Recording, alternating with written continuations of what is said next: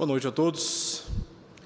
Tivemos um problema com a internet e por isso somente agora estamos iniciando o estudo dessa noite. Prazer estar aqui com vocês e nós vamos começar orando, pedindo a Deus que nos dê a compreensão da sua palavra, pois carecemos da ação do Espírito Santo entre nós, nos dando o entendimento correto das Escrituras. Vamos orar? Senhor, meu Deus, nós te damos graças, Pai, por esse dia na Tua presença e por tudo aquilo que o Senhor tem feito para nos preservar na Tua presença. Obrigado, ó Deus, pela pessoa do Teu Filho Jesus Cristo, o qual morreu por nós, e é por Ele que temos os nossos pecados perdoados. Confiados, ó Deus, na obra sacrificial, expiatória do Teu Filho, nos achegamos a Ti para Te pedir perdão dos nossos pecados, e também, ó Deus, forças para perseverarmos neste mundo até que o Teu Filho volte. Ajuda-nos, ó Deus, a compreender a Tua palavra, aquilo que o Senhor tem para nos dizer nessa noite. Nós confiamos ao Senhor este momento, entregando ao Senhor as nossas vidas e Te pedimos todas essas coisas, em nome de Jesus, o nosso Senhor e o nosso Salvador. Amém. Na semana passada nós analisamos aqui o texto de Apocalipse, capítulo 18, versos 21 ao verso 24. Então, é possível que muitas das informações que recebemos, da compreensão que tivemos, tenha se perdido durante essa semana. Então, nós vamos fazer aqui uma rápida revisão daquilo que estudamos na semana passada. O capítulo 18 descreve a profecia e a visão da queda da chamada Babilônia escatológica, e também os futuros lamentos dos que se unem com ela. Aqueles que se uniram com a Babilônia, que se compactuaram com ela, haverão de sofrer e no sofrimento lamentarem. No capítulo 13 lemos sobre a besta que emerge do mar, relacionada com os poderes políticos sociais perversos do Império Romano, já vimos isso em estudos anteriores, e sobre a besta que emerge da terra, a besta que representa a falsa religião, o falso profeta neste mundo, que leva adiante mensagens que seduzem os homens contra Deus e o seu governo no mundo. No capítulo 17, essa besta que emerge da terra, a adoração imperial, é descrita como a besta escarlate, e aqui emerge do mar, referência à autoridade imperial, como a grande meretriz montada sobre ela. O texto de Apocalipse capítulo 13 diz que esta besta que emerge da terra, ou seja, a falsa religião, ela exerce a autoridade da primeira besta, ou seja, ela serve à primeira besta. Mais adiante, no capítulo 17, João tem a visão de uma grande meretriz, uma grande prostituta, que seduz o mundo com as suas ações, e ela está montada sobre a besta escarlate, porque é uma referência aqui à adoração imperial, à adoração dentro do Império Romano. Por isso a besta tem essas marcas vermelhas relacionadas aí com as cores do Império Romano, especialmente dentro das autoridades principais. Ambas descreveram o Império Romano nos dias de João e descrevem o atual sistema ideológico, social e religioso anticristão no mundo. Então, a Babilônia que João vê nos seus dias, na ilha de Patmos, na sua visão, ela é uma Babilônia escatológica, estava presente naqueles dias e também está presente nesses dias. No capítulo 18, capítulo que nós encerramos a avaliação dele na semana passada, essas imagens resumem o significado de uma antiga cidade no Antigo Testamento, a Grande Babilônia, se referindo ao Império Romano e escatologicamente aos poderes do mal e também os seus seguidores. A Grande Babilônia foi o centro de um dos impérios mais poderosos no passado, cheio de violência, corrupção, idolatria e também de promiscuidade. No livro do Apocalipse, o nome foi usado para demonstrar a sua semelhança com o Império Romano nos dias de João, tanto na sua ascensão como também na sua queda. João viu que, assim como a Babilônia antiga caiu, segundo é dito em Jeremias capítulo 50 e 51, Babilônia também caiu. Naqueles dias, O Império Romano estava sob uma ameaça divina que haveria de cair, e caiu. E caiu. Do ponto de vista escatológico, o que João também está vendo é que estes poderes, este sistema de vida, esse sistema ideológico, esses fascínios religiosos contrários às verdades das Escrituras, no dia do Senhor haverá de cair também. Haverá de cair.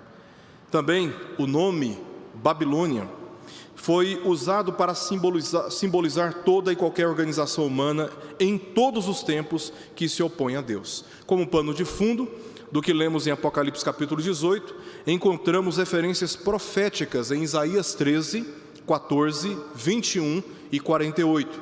Também, como eu disse, Jeremias 50 e 51, tanto a descrição da profecia contra a Babilônia, como também a sua queda, e em Ezequiel capítulos 27 e capítulo 28. Então nós não podemos ler o capítulo 18 de Apocalipse sem antes lermos o que diz lá atrás a respeito da Babilônia e a sua queda, porque detalhes dessas profecias estão profundamente relacionadas com aquilo que nós lemos no capítulo 18 deste livro. De acordo com essas profecias e o que lemos no capítulo 18 de Apocalipse, a Babilônia cairá. É só uma questão de tempo. Nós vemos os governos deste mundo, vemos organizações humanas deste mundo se opondo contra Deus, profanando o nome do Senhor, perseguindo a igreja, tentando silenciar a igreja na sua função profética de anunciar a palavra do Senhor, mas temos na palavra de Deus a confiança de que estas intenções e ações dessas nações, destes povos, haverão de serem frustradas. É só uma questão de tempo. A ira de Deus está reservada para arruiná-la e devastá-la de todo modo, de modo que nunca jamais será achada. E se nunca jamais será achada, como vimos na semana passada, apenas indica o estado de toda a organização humana após a vinda do Senhor Jesus, quando Ele julgar os povos iníquos, rebeldes e profanos. Então esses serão destinados a uma realidade existencial, na qual não haverá qualquer sinal da bondade e da graça e da misericórdia de Deus. Por isso nunca mais haverá possibilidade desses governos humanos existirem em oposição a Deus, de tanto que a devastação será tão plena, ela será tão ampla, que nunca jamais poderá haver qualquer sinal de presença desses governos rebeldes no mundo. Então, este será o final definitivo da sociedade humana má e rebelde contra Deus. João deixa claro que apesar de todos os males avançarem no mundo, há um tempo determinado no qual Deus haverá de intervir com vingança, assim como Ele interviu nos dias de Noé, lá na história de Babel e também em Sodoma e Gomorra, condenando aquelas cidades por causa da sua violência, da sua promiscuidade, da sua idolatria e da sua rebeldia diante do Senhor. Essa verdade comunica consolo para a igreja que milita contra o pecado e contra as perseguições dos ímpios no mundo.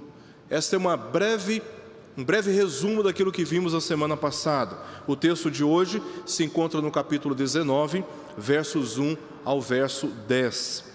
Nós leremos a passagem que se encontra aí na nossa projeção, que diz assim: Depois dessas coisas, ouvi no céu uma como grande voz de numerosa multidão, dizendo: Aleluia! A salvação e a glória e o poder são do nosso Deus, porquanto verdadeiros e justos são os seus juízos, pois julgou a grande meretriz que corrompia a terra com a sua prostituição, e das mãos dela vingou o sangue dos seus servos. Segunda vez disseram: Aleluia! E a sua fumaça sobe pelos séculos dos séculos. Os 24 anciãos e os 4 seres viventes prostraram-se e adoraram a Deus, que se acha sentado no trono, dizendo: Aleluia! Aleluia! Saiu uma voz do trono exclamando: Dai louvores ao nosso Deus, todos os seus servos, os quais o temeis, os pequenos e os grandes. Então ouvi uma como voz de numerosa multidão, como de muitas águas e como de fortes trovões, dizendo: Aleluia! Pois reina o Senhor nosso Deus, o Todo-Poderoso. Alegremo-nos, exultemos e demos-lhe a glória, porque são chegadas as bodas do Cordeiro, cuja esposa a si mesmo já se ataviou. Pois lhe foi dado vestir-se de linho finíssimo, resplandecente e puro, porque o linho finíssimo são os atos de justiça dos santos. Então me falou o anjo: escreve: bem-aventurados aqueles que são chamados à ceia das bodas do Cordeiro. E acrescentou: são estas as verdadeiras palavras de Deus. Prostrei-me ante os seus pés para adorá-lo. Ele, porém, me disse: vê, não faças isso. Sou conservo teu e dos teus irmãos que mantêm o testemunho de Jesus. Adora a Deus, pois o testemunho de Jesus é o espírito da profecia. Esse é o nosso texto. Ele é um pouco grande e eu vou tentar ser bastante breve aqui na exposição do nosso estudo, e depois teremos oportunidade para aqueles que tiverem qualquer dúvida sobre o texto apresentarem, e eu tentarei responder na medida do possível. Uma breve introdução aqui sobre esse capítulo. Enquanto os capítulos 17 e 18 nos oferecem uma perspectiva dramática da queda do sistema anticristão e as seduções da Babilônia no mundo, o capítulo 19 nos dá a perspectiva celestial dela. Os dramas e as histórias no mundo são realmente tristes, deprimentes, sombrias, mas João nos traz, segundo a revelação que ele recebeu, a perspectiva daquilo que está acontecendo no reino celestial. No capítulo 19. Tal perspectiva se encontra em total contraste com o luto dos que têm aliança com a Babilônia e fizeram dela a finalidade das suas vidas. Projetaram as suas vidas para longe do Senhor, com a finalidade de satisfazerem os seus interesses e desejos neste mundo, como se não houvesse Deus, como se não houvesse nenhuma esperança de vida eterna. E o grande lamento desses povos será que no dia do Senhor, quando Ele vier, todos esses desígnios, todas estas intenções, todos estes planos serão frustrados e eles descobrirão que perderam seus dias em busca daquilo que haverá de perecer, que haverá de se perder, e que agora eles não têm sequer qualquer oportunidade de clamarem a Deus e serem por Ele salvos. Então só lhes restará lamento, choro e pranto, porque esta é a finalidade daqueles que trocam, que abandonam o Senhor, que resistem à palavra do Senhor e andam por caminhos que não são os caminhos do Senhor, profanando o sacrifício de Cristo e menosprezando a obra da cruz. Olha o que diz capítulo 18, verso 9, 11, 15 e 19. Eles chorarão e se lamentarão, tanto os reis como os mercadores, como os navegadores, os que detêm o poder político, os que detêm o poder comercial e os que detêm o poder da comunicação e interação entre as nações. Eles estarão chorando e pranteando ante a queda da grande Babilônia escatológica. Agora olha o que diz o verso 20 do capítulo 18 sobre os santos: exultai sobre ela, ó céus, e vós, santos, apóstolos e profetas, porque Deus contra ela julgou a sua causa. Enquanto os ímpios estarão lamentando e chorando, os santos estarão exultando na presença de Deus, sublimes louvores por causa da salvação que os alcançou segundo a graça do nosso Deus. Enquanto os babilônicos lamentam a frustração dos seus planos e os danos eternos dos seus caminhos, os crentes exultam sobre ela. Por isso que quando as tribulações vêm, nós não podemos cair em desespero, como se nós estivéssemos fora dos cuidados de Deus, como se para nós não houvesse esperança, como se Jesus não fosse o nosso pastor, que não dormita e nem dorme como o guarda de Israel, assim como descrito em Salmo de número 121. Agora, os que não estão na presença de Deus e que persistem em andar por um caminho que não é o caminho do Senhor, esses têm motivos para lamentar. Mas para nós, que somos salvos pela graça de Deus, temos um lugar onde nós podemos nos refugiar. E este lugar é a presença de Deus. Nós recorremos a Ele em oração. Nós extraímos lições das nossas tribulações. Aliás, elas têm o poder de nos fazer pacientes, perseverantes, de reconhecermos a nossa dependência quando nós nos exaltamos, quando nós, na nossa prosperidade, no nosso conforto, no nosso sucesso, nos esquecemos de Deus. E não há dias melhores para percebermos o quanto dependemos de Deus do que as nossas tribulações. Por isso que elas fortalecem a vida da igreja, fortalecem a fé da igreja, fortalecem a esperança da igreja. Porque quanto mais a igreja é perseguida, quanto mais eu e você somos perseguidos, mais nós gritamos: Jesus, filho de Davi, tem compaixão de mim. Quanto mais as tribulações se intensificam, mais clamamos ao Senhor, mais aprendemos a confiar nele, porque Ele cuida do seu povo, cuida do seu povo. O que João viu e registrou em Apocalipse capítulo 19, o texto que nós lemos, versos 1 ao verso 10, foi os santos sendo fartos da sua fome e sede de justiça, pela resposta de Deus ao seu clamor contra os seus inimigos. Foram perseguidos durante a história inteira, desde o princípio, mas agora chegou o dia da vingança do Senhor, e por isso eles têm motivos de se alegrarem. Quantas vezes, quando injustiçados, nos entristecemos, mas também nos alegramos quando a justiça chega.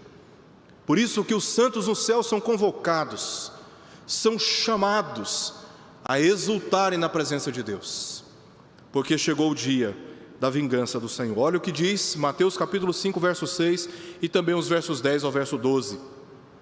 Bem-aventurados os que têm fome e sede de justiça, porque serão fartos. Essa é uma promessa de Deus para nós hoje. Para nós hoje. Bem-aventurados, felizes, abençoados aqueles que anseiam por justiça e não encontram justiça neste mundo. Porque haverá um dia em que o Senhor Jesus haverá de trazer justiça perfeita sobre a terra. E nesse dia, aqueles que ansiaram por justiça haverão de ser fartos. Jesus continua mais adiante, falando para os seus discípulos: bem-aventurados os perseguidos por causa da justiça, porque deles é o reino dos céus, a nova Jerusalém. Bem-aventurados sois, quando por minha causa, o testemunho de Cristo, por causa da lealdade a Cristo, por causa da fidelidade a Cristo, vos injuriarem e vos perseguirem, e mentindo, prática de injustiça, calúnia, difamação, falso testemunho, disserem todo mal contra vós. Nesse caso, regozijai-vos e exultai, porque é grande o vosso galardão nos céus. Enquanto o mundo acha que está enfraquecendo a igreja, intimidando a minha vida e a sua vida, na verdade, eles estão amontoando sobre as suas cabeças juízos que haverão de vir em dia e hora que o Senhor mesmo escolheu, enquanto para nós estamos acumulando motivos de exultação para aquele dia. Nós podemos chorar durante a noite, mas a alegria vem ao amanhecer. É só uma questão de tempo. Agora, olha o que diz Apocalipse capítulo 6, versos 9 ao verso 10. Vi debaixo do altar as almas daqueles que tinham sido mortos por causa da palavra de Deus e por causa do testemunho que sustentavam. Clamaram em grande voz, dizendo: até quando, ó soberano Senhor, santo e verdadeiro, não julgas, nem vingas o nosso sangue dos que habitam sobre a terra? São os mártires dos céus, clamando a Deus, suplicando a Deus, pedindo por justiça. Somos assim, levados do choro, no capítulo 18 para o capítulo 19, do choro e lamentação sombrios dos babilônicos, à alegria e louvores sublimes na presença de Deus. Das trevas e condenação, capítulo 17 e 18, para a luz e libertação, capítulo 19. de uma série de desgraças para uma série de anúncios gloriosos. Versos 1 ao verso 10, anúncios relacionados ao retorno de Cristo. Versos 11 ao verso 21, último verso do capítulo 19, o retorno real de Cristo, com força, com poder. Aquele que foi ultrajado, aviltado, humilhado, traspassado na cruz, ofendido por pecadores. Aquele que morreu como um criminoso naqueles dias, numa cruz, no madeiro, agora ressurge no capítulo 19, como aquele que vem para vencer. O leão morreu como cordeiro, mas volta como leão, com grande autoridade para julgar e condenar os seus inimigos. E veremos isso na próxima semana. Esse retorno encerrará todos os eventos da grande tribulação, com a união de Cristo e a igreja. Descrita essa união como as bodas do Cordeiro, uma grande festa do Cordeiro, a ceia das bodas do Cordeiro, com a derrota e julgamento do diabo, seus seguidores, e da morte e também do inferno, no capítulo 20. Este será o evento onde todo o céu, os santos anjos e os crentes que lá já se encontram, celebrará altos louvores, como nós veremos aqui hoje. E o texto diz no verso 1, depois destas coisas, capítulo 19, verso 1. Aqui João se referiu às visões do capítulo 17 e do capítulo 18, principalmente da queda da Babilônia. Em Apocalipse capítulo 18, verso 20, lemos o chamado para que os céus exultem sobre ela.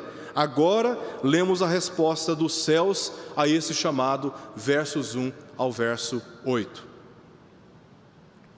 De acordo com Apocalipse capítulo 7, versos 9 ao verso 12, a segunda sessão paralela, para quem está participando destes estudos aqui, desde o princípio, sabem dessa estrutura que nós mostramos aqui durante 5 semanas, a estrutura, as peculiaridades, a literatura, a simbologia, a numerologia, os aspectos culturais e históricos do livro de Apocalipse.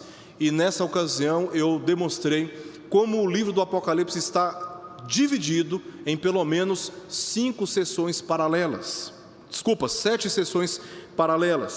Então, o que nós vimos aqui na segunda sessão paralela, ou seja, eventos que descrevem do princípio ao fim, da ascensão de Cristo até o seu retorno, dando um enfoque especial a este período temporal, e que se repete, essas sessões elas repetem os eventos em perspectivas distintas, o que, de acordo com a segunda sessão paralela a essa sessão que nós estamos aqui agora, esta é, sem dúvida, a multidão dos santos. O texto diz, ouvi no céu uma como grande voz de numerosa multidão. A multidão de santos que se encontram nos céus, de todas as nações, tribos, línguas, em pé, diante do trono do Cordeiro, bem como dos anjos santos. Essa é a multidão daqueles que já partiram e que estão na presença de Deus, com também os anjos que servem a presença do Senhor. Eles estão unidos numa só voz, nos céus, diante do trono do Senhor. E ali prestam louvores, cantando aleluia ao Senhor. Aleluia ao Senhor. O texto diz o conteúdo daquilo que eles estão dizendo, dessa voz, dessa grande voz de numerosa multidão. Eles diziam, aleluia, a salvação e a glória e o poder são do nosso Deus. O que estavam dizendo? Louvores persistentes. Aleluia se repete no verso 1, verso 3, verso 4 e verso 6, como que demarcando partes do conteúdo desses louvores. E sempre iniciando com aleluia. Aí há uma descrição de motivos desse louvor. Aí aleluia, aleluia, descrição dos motivos desse louvor. Aleluia, aleluia, descrição dos motivos desse louvor. Aleluia, aleluia, descrição dos motivos desses louvores. Então veja, o que há na presença de Deus são constantes louvores. assim como nós lemos no capítulo 4, dos 4 seres viventes, dos 24 anciãos, que na presença de Deus estão proclamando em grande voz: Santo, Santo, Santo é o Senhor.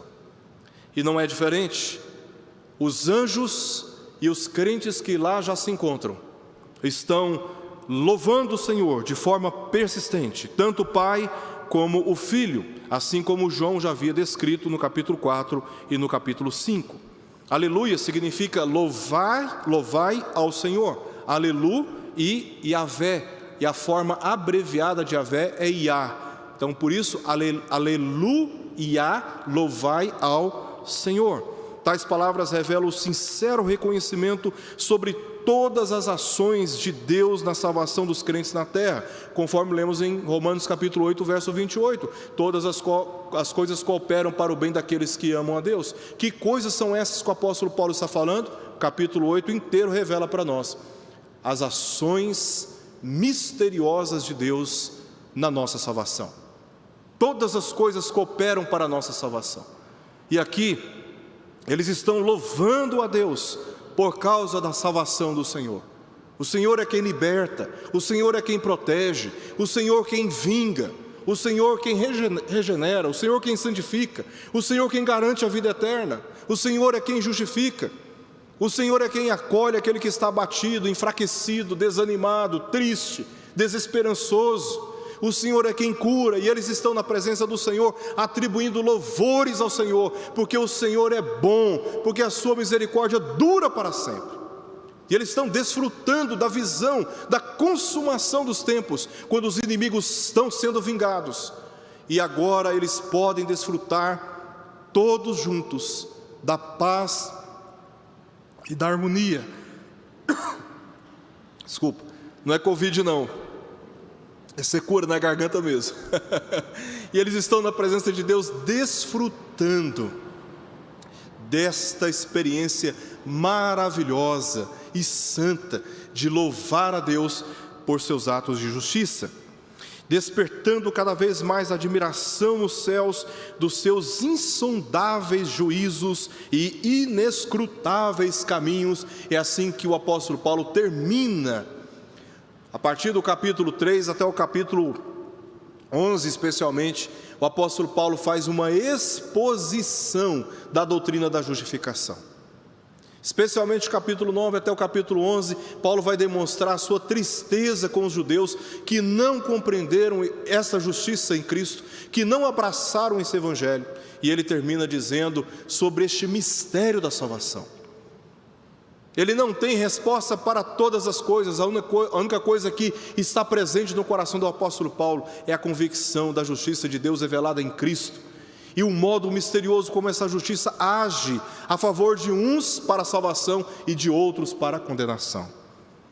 Assim como lemos nas 3 sessões paralelas anteriores, Apocalipse capítulo 11, verso 15 a 18. Obrigado, meu irmão. E também a outra sessão anterior, capítulo 12, verso 10 ao verso 12, e a sessão imediatamente anterior a essa que nós estamos aqui, capítulos 15, versos 2 ao verso 4. As 3 últimas sessões vai do capítulo 8 ao capítulo 11. A segunda última sessão, até onde nós nos encontramos, capítulo 12 ao capítulo 14, e capítulo 15 ao capítulo 16, a última sessão paralela a essa que nós nos encontramos neste momento. O texto continua dizendo: pois julgou a grande meretriz que corrompia a terra com a sua prostituição, e das mãos dela vingou o sangue dos seus servos. Temos aqui 2 descrições dessa salvação que esta grande multidão nos céus estão louvando a Deus. E os motivos nós encontramos aqui pelo menos 2 na perspectiva terrena. Deus julgou a grande meretriz que corrompia a terra com a sua prostituição. Na visão de João, na perspectiva terrena, Deus julgou. Capítulos 17 e 18, verbo se encontra no passado. Escatologicamente falando, estamos aqui compreendendo que no dia do Senhor, todo o governo humano e toda a maldade no mundo haverá de ser duramente julgados. 2, e das mãos dessa grande meretriz, deste sistema ideológico, religioso, político, anticristão no mundo, que domina os povos, das mãos dela vingou o sangue dos seus servos. Ele virá para defender os seus. Ele virá para proteger os seus. Verso 2: porquanto verdadeiros e justos são os seus juízos, pois julgou a grande meretriz que corrompia a terra com a sua prostituição, e das mãos dela vingou o sangue dos seus servos. Este é o caráter perfeitamente verdadeiro e justo de Deus, revelado através das suas obras. É isso que nos céus, na seção paralela, João já tinha descrito para nós. Como os santos nos céus estão exaltando e glorificando a Deus, porque justos são os seus caminhos e perfeitas são as suas obras. Ele nunca julga com base em dúvidas ou meias verdades, mas com absoluto conhecimento das intenções e dos fatos dos homens. O texto diz: porquanto verdadeiros e justos são os seus juízos. Neste caso, o fundamento do julgamento foi a imoralidade pela qual a grande meretriz, a Babilônia, seduziu e corrompeu as pessoas em todo o mundo. O texto diz que essa grande meretriz corrompia a terra com a sua prostituição. E o fato é patente, o fato é claro aos olhos de Deus. E com base na verdade, com base na reta justiça, Deus julga a grande meretriz.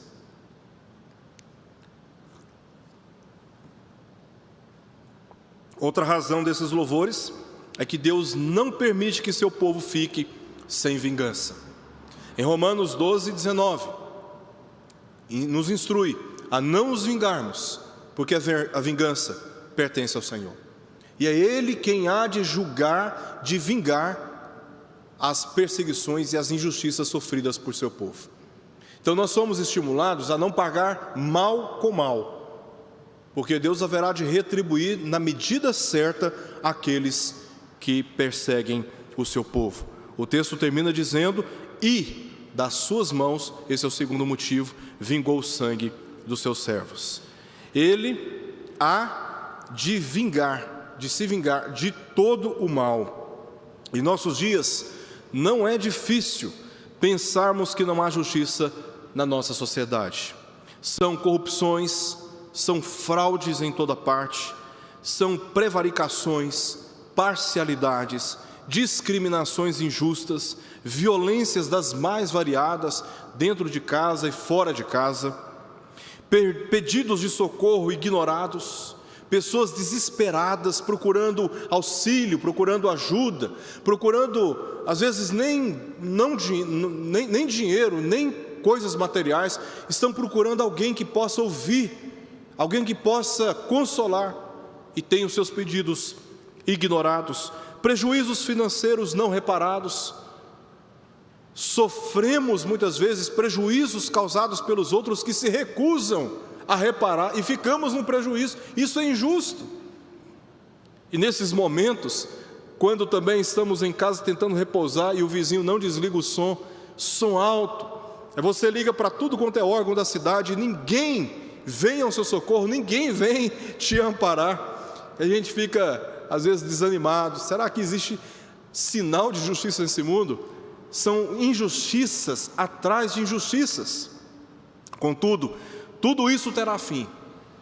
Tudo isso terá fim por causa do caráter de Deus, revelado nos seus juízos verdadeiros e justos contra os ímpios, visto que os crentes já foram julgados e justificados quando a ira de Deus repousou sobre os ombros de Jesus Cristo na cruz, que morreu por mim e morreu por você.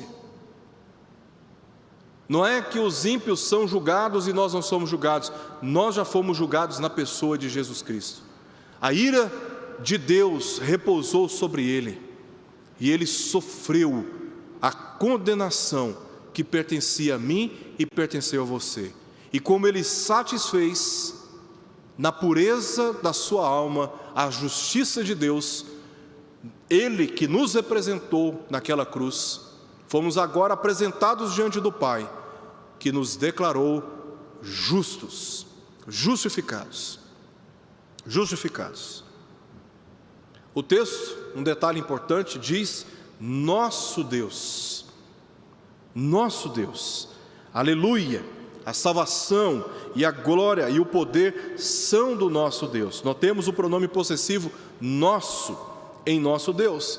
Eles cantam louvores a Deus porque rejeitaram se juntar aos adoradores da besta. Rejeitaram a idolatria.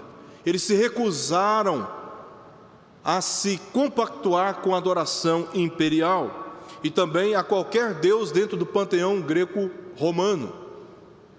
Tantas divindades que eram adoradas naqueles dias, já vimos aqui várias divindades em estudos passados, mantendo o foco da sua adoração e lealdade ao Deus Criador e ao seu Filho Jesus Cristo. Exatamente por essa razão, muitos foram assassinados, perseguidos e arrastados pela injustiça às prisões, mas agora louvam pela salvação, reconhecendo que as vitórias inimigas são temporais. Elas passam. Nós podemos perder a nossa vida neste mundo, pelo assassinato, pela violência, pela perseguição, mas ninguém pode nos arrebatar das mãos daquele que nos garantiu a salvação. Nada, nem ninguém pode nos separar do amor de Deus que está em Cristo Jesus. Por isso que o crente não teme a morte. Ele não teme a morte, porque além da morte, o que lhe aguarda é a glória que Deus preparou para os santos. É a glória que Deus preparou para mim e para você. Então nós não tememos a morte, nós apenas apelamos a Deus: venha, Senhor Jesus, nós te aguardamos, nós te esperamos, Senhor, no meio de todas essas injustiças, de tantas enfermidades, de tantas calamidades na natureza. Nós ansiamos pela vinda do teu reino sobre essa terra, pela sua justiça. Nós ansiamos pela tua paz, nós ansiamos pela harmonia plena na presença de Deus. Se hoje nós temos comunhão com o Pai e comunhão uns com os outros, imagina a comunhão que nós haveremos de experimentar naquele dia, quando o pecado não estará mais na nossa alma, na nossa natureza, estaremos completamente restaurados na presença do Senhor. Por isso os santos estão louvando, dizendo aleluia. A salvação, a glória e o poder são do nosso Deus, porque terminaram os dias de fadiga, terminaram os dias de canseiras, terminaram os dias de humilhações neste mundo caído nas garras do pecado. O verso 3 diz: segunda vez disseram aleluia, e a sua fumaça sobe pelos séculos dos séculos. Essa é a segunda vez que João ouve essas multidões, essa grande multidão, proclamando com uma única grande voz, aleluia. Além da ênfase da exultação dos santos nos céus, esta interjeição, aleluia, é agora relacionada com o julgamento de Deus contra a Babilônia. Primeira exultação, ela está relacionada com quem é Deus e as virtudes dos seus juízos. Agora, segundo motivo para que nós encontramos aqui, para este louvor que está sendo realizado nos céus: a queda de Babilônia. O julgamento, conforme descrito em Apocalipse capítulo 17 e 18, inspira adoração no céu. A sua fumaça, ou a fumaça pode se referir à fumaça que, sem dúvida, está relacionada com a queda da Babilônia. Se você observar o que diz aí no verso 9 do capítulo 18, você conferirá o que diz essa passagem. Olha o que diz aí: ora, chorarão e se lamentarão sobre ela os reis da terra, que com ela se prostituíram e viveram em luxúria, quando virem a fumaceira do seu incêndio. Relação com a queda da Babilônia. Agora, olha o que diz o verso 18: então, vendo a fumaceira do seu incêndio, gritavam: que cidade se compara à grande cidade? Por isso essa fumaça, à luz do contexto, está relacionada com a queda da Babilônia. E diante desta queda, os santos estão proclamando com grande voz: aleluia, louvado seja o Senhor. Como que essa cidade queimada pelo fogo do julgamento de Deus, cujos efeitos são eternos, por isso nunca, jamais será achada. O verso 4 diz: os 24 anciãos e os 4 seres viventes prostraram-se e adoraram a Deus que se acha sentado no trono, dizendo: amém, assim seja, que seja assim, louvado seja o Senhor. Mais uma vez, aleluia. Esta visão enfatiza aquela que João descreveu em Apocalipse capítulo 4, também em Apocalipse capítulo 5 e também em Apocalipse capítulo 7, versos 9 ao verso 17. Quando os 24 anciãos e os 4 seres viventes rendem louvores e adoração àquele que está sentado no trono. Não há ato do homem, nem das nações, nem problemas em nossas circunstâncias, ou quem sabe dentro de nós, que ultrapassem os limites do governo soberano de Deus, conforme o apóstolo Paulo já tinha dito em 1 Coríntios capítulo 10, verso 13, que Deus é fiel e não permite que sejamos tentados além das nossas forças. Deus é fiel e não permite que nós sejamos tentados além das nossas forças, porque Deus soberanamente está no governo de todas as nossas circunstâncias. Salmo 103, verso 19: nos céus estabeleceu o Senhor o seu trono, e o seu reino domina sobre tudo. Portanto, os 24 anciãos, como nós já vimos, representantes da humanidade redimida, da antiga e da nova dispensação, da antiga e nova aliança, e os 4 seres viventes, representantes da criação redimida, rendem adoração a Deus pela consumação dos seus decretos redentivos, porque Jesus foi encontrado unicamente digno para abrir o livro e desatar os selos, o livro dos decretos redentivos de Deus. Ele, portanto, é o único encontrado digno para fazer cumprir cada um desses decretos na história da humanidade. Por isso João no capítulo 5 estava chorando, porque ninguém foi achado digno, até que um ancião disse: não chores, eis que o Cordeiro de Deus, Jesus, foi encontrado digno para abrir o livro e desatar os selos. E quando ele se aproxima daquele que está sentado do trono, e toma o livro que está na sua mão direita, e começa, e toma esse livro, antes mesmo de abrir, os 24 anciãos e todos os santos nos céus se prostram diante do Cordeiro de Deus e lhe rendem ações de graças e de louvores. Verso 5 diz: saiu uma voz do trono, exclamando: dai louvores ao nosso Deus, todos os seus servos, os que o temeis, pequenos e grandes. Logo após a descrição de Deus entronizado e assentado no trono do seu governo, e dos louvores que são oferecidos, uma voz, como diz o texto, sai do trono. Sai do trono. Essa voz certamente não foi a voz do Pai e nem a voz do Filho. Ao ler o texto, precisamos compreender aquilo que ele está dizendo aqui. E essa voz certamente não foi a voz do Pai e nem do Filho, por causa da frase nosso Deus. Deus não poderia dizer nosso Deus como se houvesse um Deus acima dele. E apesar de Jesus ter feito menção ao Pai como meu Deus durante 4 vezes no livro de Apocalipse, ele se refere ao Pai como o meu Deus em Apocalipse 3, 2 e também no verso 12. O sentido é distinto daquele que o coloca na mesma condição da criação, que é convocado a adorar ao Pai como se ele não possuísse a mesma natureza divina e não fosse igualmente e distintamente digno de adoração. Jesus não está se colocando aqui na mesma condição da criação, como se ele também não fosse Deus. O sentido da passagem é outro na interpretação.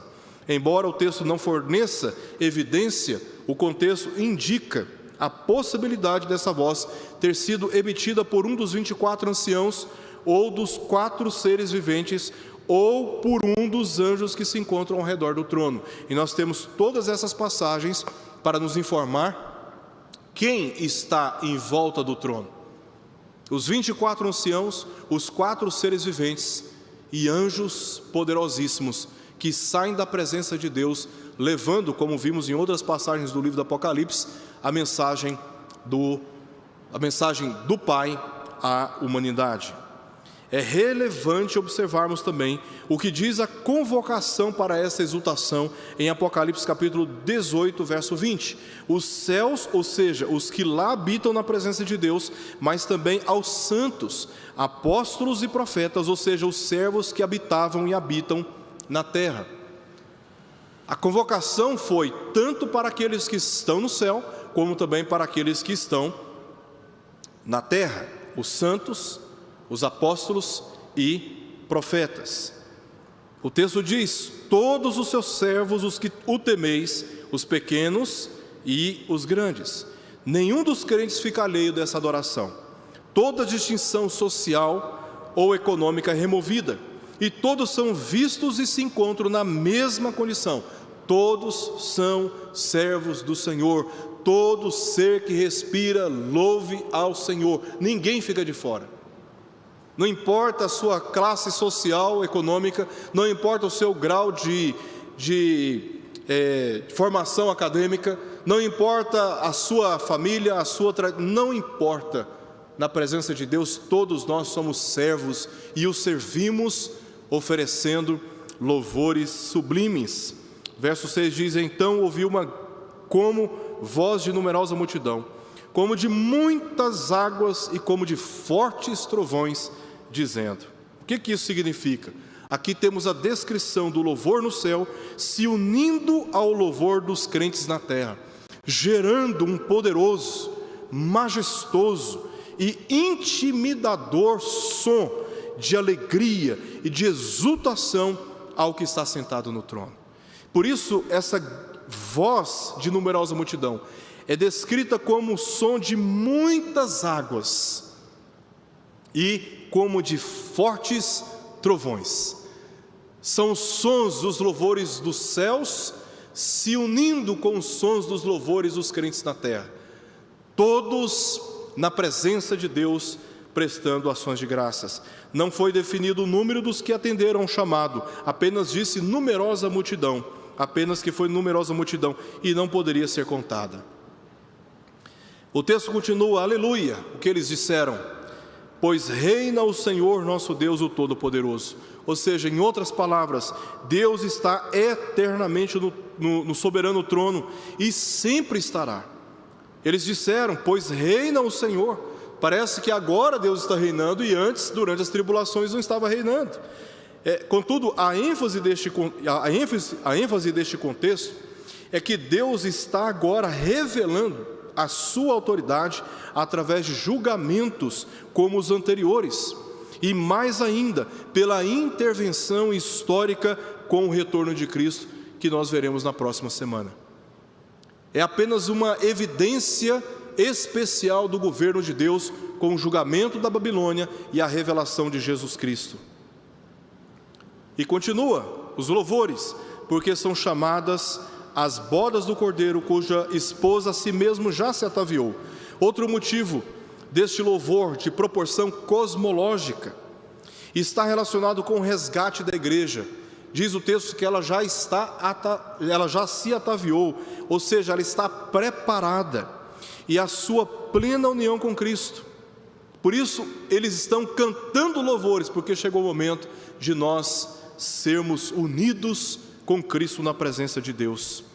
Essa descrição de Israel e da igreja como noiva é muito explorada nas Escrituras. Eu coloquei aí todas essas passagens, que não são todas, talvez as principais, que descrevem tanto Israel como a igreja como sendo a noiva do Cordeiro. O dia do retorno de Cristo é o dia das bodas do Cordeiro. Quando Cristo vier, todos os santos estarão unidos, não só nos louvores, mas também na comunhão, na presença do Pai, pelos méritos de Jesus Cristo. É o dia em que a igreja será resgatada deste mundo perverso e corrompido pelo pecado, porque este mundo haverá de receber julgamentos severos, inclusive a natureza, como diz o apóstolo Pedro na sua segunda epístola, que tudo será abrasado, passará pelo julgamento de Deus e tudo será refeito, novos céus e nova terra, onde habita a justiça. Mas antes, a igreja resgatada, unida com Cristo, num casamento, entre aspas, eterno. E isso é motivo para que os santos da terra e dos céus exaltem a Deus e louvem o seu nome. Olha o que diz 2 Coríntios capítulo 11, verso 2. Porque zelo por vós com zelo de Deus, visto que vos tenho preparado para vos apresentar como virgem pura a um só esposo, que é Cristo. A igreja sendo descrita como noiva, sendo preparada para ser apresentada a Cristo. Aqui, na última parte, verso 8, o texto descreve simbolicamente, nessa parte da visão, as vestes do Cordeiro, pois lhe foi dado, se referindo ao Cordeiro, vestir-se de linho finíssimo, resplandecente e puro, porque o linho finíssimo são os atos de justiça dos santos. Essas vestes, elas foram descritas como sendo de linho finíssimo, resplandecente e também puro. O docinho que nós temos aqui na passagem é que o próprio texto interpreta que essas vestes aqui estão simbolizando os atos de justiça dos santos. No Antigo Testamento, lemos que as roupas do sumo sacerdote incluíam linho finíssimo. E essas passagens provam isso para nós. Êxodo capítulo 28, verso 42, Levítico capítulo 6, verso 10, Levítico capítulo 16, verso 4, verso 23 e verso 32. A graça de Deus é destacada aqui pelos atos praticados em serviço sagrado ou em obediência a Ele. Os servos, verso 5, que nós já lemos, servem por submissão e abnegação ao seu Senhor. Aqui são os atos de justiça. E falam da santidade e lealdade relacionadas a Cristo, e não dos servos em si. Não dos servos em si. Verso 9 diz: então me falou o anjo, escreve, bem-aventurados aqueles que são chamados à ceia das bodas do Cordeiro, e acrescentou: são essas as verdadeiras palavras de Deus. O texto declara quão abençoados são aqueles que são chamados à ceia das bodas do Cordeiro. Esses chamados são aqueles que o Pai, desde a eternidade, conforme o apóstolo Paulo diz em Romanos capítulo 8, verso 30, predestinou, chamou, justificou e glorificou, cuja finalidade foi a de apresentar ao seu filho como uma noiva ao noivo no dia do casamento. No dia do meu casamento, tenho experiência já de muitos anos de falar em público, mas no dia do meu casamento a igreja cheia e eu absolutamente tranquilo, muito tranquilo, estava à frente, esperando a minha noiva adentrar o ambiente da igreja e ser apresentada a mim. E aí, quando ela apontou lá atrás na igreja, a igreja cheia, e que eu a vi, o meu coração disparou. Foi um dos 2 momentos que eu mais fiquei, assim, emocionalmente abalado. Foi quando eu a vi, a noiva. Meu coração ficou realmente trêmulo, né? Porque chegou o momento, realmente, do meu casamento. Chegou o momento da minha celebração, da minha alegria total e plena na presença de Deus, que me presenteou com este momento. Naquele momento, meu coração ficou realmente trêmulo na presença de Deus, de tanta emoção que eu senti, como se eu não tivesse acostumado a estar diante de tantas pessoas. Eu fiquei ali bastante tímido, né? Então, o dia do encontro de Cristo com a igreja é um dia de grande festa, de prazeres indescritíveis, inefáveis, profundos. É o dia do encontro de Cristo com a sua noiva. E os santos estão agora celebrando a chamada ceia das bodas do Cordeiro. Veja que a passagem, ela focaliza o cordeiro, ela chama atenção para o cordeiro. Na maioria dos casamentos e festas de recepção dos noivos, aliás, quando eu entrei na igreja, no dia do meu casamento, todo mundo ficou sentadinho. Mas quando a minha noiva apareceu e começou a percorrer o caminho até o encontro, as pessoas naquele momento se levantaram, porque a ênfase nas nossas celebrações normalmente é dada à noiva. Ela está no centro e ela é tratada de modo distinto em cerimônias de casamento, mas isso não ocorrerá na grande ceia das bodas do Cordeiro. Toda a ênfase dos anjos, toda a ênfase dos 24 anciãos, dos 4 seres viventes e de todos os santos que já se encontram lá e os da terra, haverão de olhar, haverão de contemplar a beleza do noivo, a glória do noivo, as honras do noivo. Como diz as Escrituras, todo olho verá e todo joelho se dobrará naquele dia, proferindo palavras de honra. Ele é o Senhor, Ele é o Senhor, Ele é o Senhor. Até mesmo aqueles que se opõem a Ele e se opõem à sua santa palavra, naquele dia não conseguirão resistir, não conseguirão se manter em pé e se prostrarão diante da glória do Cordeiro e haverão de reconhecer que Ele é o Senhor. O Cordeiro de Deus, o próprio Senhor Jesus Cristo, será o grande foco, e os motivos são claramente indicados no livro. Primeiro, em Apocalipse capítulo 5, verso 4, ele foi o único encontrado digno para revelar o conteúdo do livro ou cumprir os decretos redentivos da história da humanidade. Ninguém foi semelhante a ele, ninguém foi encontrado digno como ele. Segundo, ele foi quem venceu a morte e os poderes de Satanás, cancelando o escrito de dívida que era contra nós. Por isso, toda a honra e todo o louvor são direcionados à pessoa dele. Em terceiro lugar, conforme Paulo diz em Efésios capítulo 5, versos 26 ao verso 27, ele foi quem se entregou pela igreja, para que a santificasse, tendo-a purificado por meio da lavagem de água pela palavra, para apresentar a si mesmo igreja gloriosa, sem mácula, nem ruga, nem coisa semelhante, porém santa e sem defeito.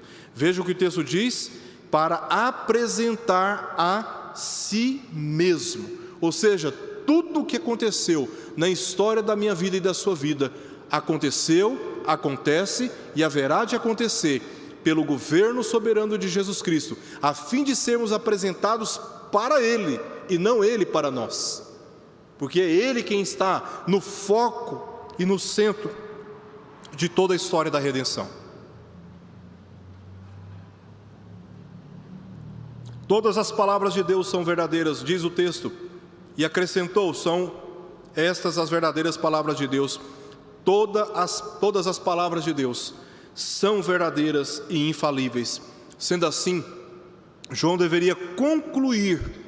Esta é uma palavra de fechamento da revelação, reafirmando confiança deste eminente encontro, Cristo e a sua igreja. É como se João, pela instrução que recebeu, estivesse dizendo para as igrejas: olha, isso que eu estou descrevendo para vocês haverá de se cumprir, vocês podem confiar nisso. São estas as verdadeiras palavras de Deus. Verso 10, último verso aqui do nosso texto, a reação de João diante dessa revelação.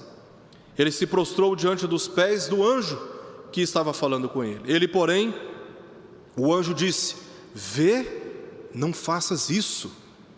Sou conservo teu e dos teus irmãos que mantêm o testemunho de Jesus. Adora a Deus. Em outras palavras, o anjo está dizendo: olha, eu sou criatura como você, e assim como você é servo de Deus, eu também sou servo de Deus.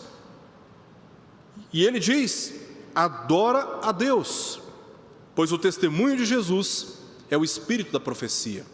João ficou tão impressionado com o testemunho dessas verdades profundas e consoladoras, que, cheio de temor, assim como caiu aos pés de Jesus lá no capítulo 1, verso 17, quando Jesus lhe apareceu na ilha de Patmos, aqui ele teve a mesma reação, tomado por um grande temor no seu coração, Ele se prostrou ante os pés do anjo que acabara de lhe fazer esses pronunciamentos. Contudo, o anjo o repreendeu imediatamente, exortando-o a adorar apenas a Deus e não a ele, já que ele era um conservo ante aquele que é o Senhor.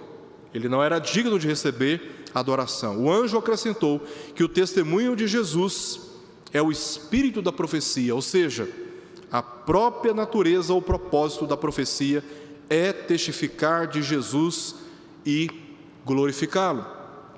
Apocalipse capítulo 1, verso 1, já declara qual é o propósito do livro: revelação de Jesus Cristo. Tudo no livro de Apocalipse está dando testemunho das obras de justiça do Pai, reveladas através do seu Filho. E como o Filho, cumprindo os decretos redentivos, está recolhendo do mundo aqueles que lhe pertencem. E o livro todo gira em torno da pessoa de Jesus. Em nossos dias, muitos pregadores buscam promoções nas redes sociais, fama e privilégios terrenos. Mas o anjo que pronunciou essas verdades a João recusou qualquer adoração e apontou para a glória devida a Cristo. E João precisava se convencer disso. Na era atual, uma das funções especiais do Espírito Santo é de glorificar a Cristo e anunciar aos crentes as coisas que hão de vir, segundo aquilo que Jesus havia declarado no capítulo 16, verso 13. A tremenda revelação nos primeiros 10 versos do capítulo 19 é uma introdução ao que está para ser revelado. A segunda e última e definitiva vinda de Jesus Cristo e a sua glória, assunto de todo o livro, conforme eu já disse aqui anteriormente. Muito bem, esse é o estudo de hoje, esses 10 versos do capítulo 19, um texto muito denso, muito rico de informações, e eu gostaria de, antes de nós orarmos e encerrarmos o nosso tempo aqui, dar a oportunidade para aqueles que têm alguma dúvida a respeito do texto que nós estudamos. Alguém?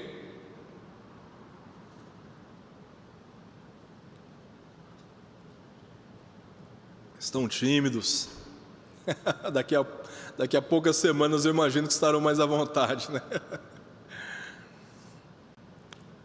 Bom, se não há nenhuma dúvida, eu quero primeiramente entender que entenderam perfeitamente, né? Entenderam muito bem, né? E peço para que leiam o restante do capítulo 19 até a próxima semana, porque será objeto do nosso estudo aqui para a nossa edificação e também para a nosso estímulo, nosso encorajamento nessa vida, tá bom? Aqueles que estão nos acompanhando pela internet, o estudo anterior, capítulo 18 de Apocalipse,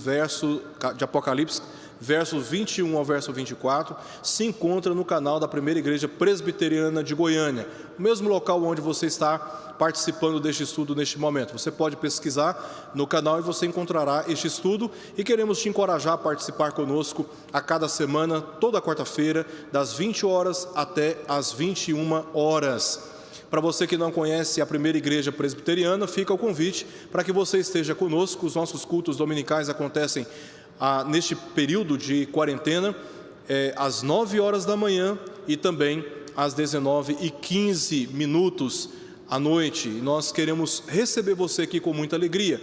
Caso você não possa estar conosco, você pode participar dos cultos que estão sendo transmitidos também pela internet, pelo mesmo canal que você se encontra neste momento. Pedimos nesse momento que nós estejamos fechando os nossos olhos, vamos orar e pedir que o Senhor continue nos abençoando. Senhor Deus, nós te agradecemos por este momento que o Senhor nos permitiu nos reunir neste local e também nas nossas casas para participarmos deste estudo, a fim de compreendermos um pouco mais da Tua Palavra e das promessas que o Senhor nos comunica através dela. Continue nos abençoando, Senhor, nas nossas tarefas diárias, e que na próxima semana estejamos todos novamente reunidos para Te buscarmos. Guarda, Senhor, a nossa vida, guarda a nossa casa, dá-nos, ó Deus, um coração temente ao Senhor, quebrantado na Tua presença, e que no meio de todas as nossas tribulações, nunca nos esqueçamos que o Senhor Jesus está presente conosco e Ele é quem nos dá forças para perseverarmos até que o dia da sua revelação chegue. Dá-nos, ó Deus, encorajamento, paz e essa esperança da vida eterna. Nós te pedimos isso em nome de Jesus. Amém. Deus os abençoe, meus irmãos, e até a próxima quarta-feira, se o Senhor nos permitir estar aqui.